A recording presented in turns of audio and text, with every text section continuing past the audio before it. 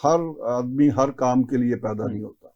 मसलन अगर आपने सहाफ़ी बनने का सोचा है तो सहाफ़ी बनने के लिए कुछ चीज़ें ज़रूरी हैं जो आप अडॉप्ट करेंगे उनको, और आपका तर्ज अमल उसी तरह का होगा तो फिर आप अपने उस प्रोफेशन के साथ इंसाफ कर पाएंगे।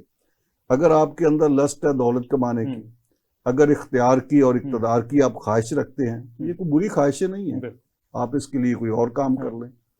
आप उसके लिए सहाफ़त नहीं कर सकते। बिल्कुल सही कहा। सहाफ़त में आपको इस लस्ट से पाक होना पड़ेगा, दौलत की, इक़्तिदार की और इस तरह की चीज़ें। जिस तरह एक डॉक्टर बनने के लिए डॉक्टर की जो अखलाकियात हैं वो इस बात का तकाजा करती हैं कि वो उसका टोटल जो वो टूवर्ड्स अपने पेशेंट सोचेगा, उसके पेश नज़र हमेशा मरीज की भलाई रहेगी, उसके पेश नज़र पैसा कमाना नहीं होगा। पैसा उसका एक अल्टीमेट उसको रिजल्ट मिल सकता है उसका, कि उसके नतीजे में उसको पैसे मिलते हैं, लेकिन तरजीह अव्वल पैसा नहीं होगा।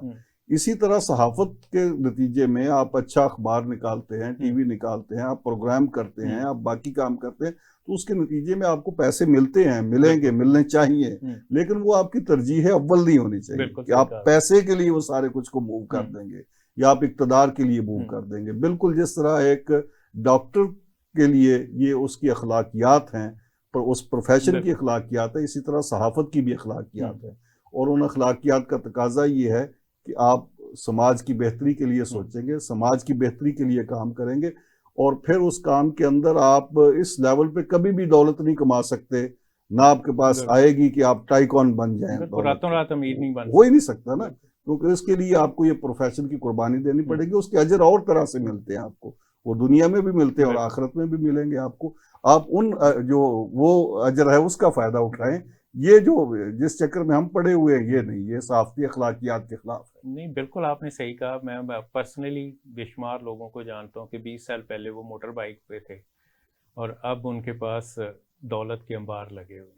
ये बात भी ठीक है। ये मतलब एक इसमें एक हद से ज्यादा आप नहीं कमा सकते। आप मतलब आपने जब कुछ काम ऐसे करने हैं जो समाज सुधार एक दिन में तो हो नहीं जाता, उसके लिए तो आपको लंबे अरसे के लिए टाइम, मनी, एनर्जी कंज्यूम करना पड़ती है आपको।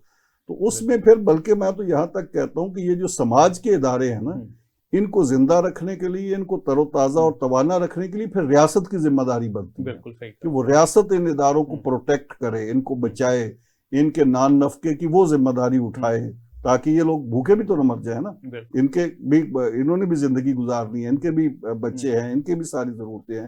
तो वहां पर रियासत का रोल शुरू होता है कि रियासत ऐसा एनवायरनमेंट क्रिएट करे और इस तरह की पॉलिसीज बनाए कि इंडिपेंडेंट सहाफ़ी अपना काम कर सकें और उनको रोजगार का इस तरह फिक्र ना हो कि वो जब चाहे नौकरियों से फारग हो जाएं, जब चाहे उनका रोजगार छीन लिया जाए या खत्म हो जाए, या वो इस तरह फिर वो उस खौफ से, बेरोजगारी के खौफ से इस तरह वो दौलत कमाने में लग जाएं कि वो फिर दौलत का भी कुछ, जिस तरह आपने कहा कि आप फिर रातों रात करोड़ों अरबोंपति बन जाए। तो ये दोनों चीजें, इसको बैलेंस रखना होगा। समाजी इदारों को जिंदा रखने के लिए जहाँ पे समाजी इदारों की और समाज की जिम्मेदारी है, वहां पे इसको प्रोटेक्ट करना रियासत की भी जिम्मेदारी है।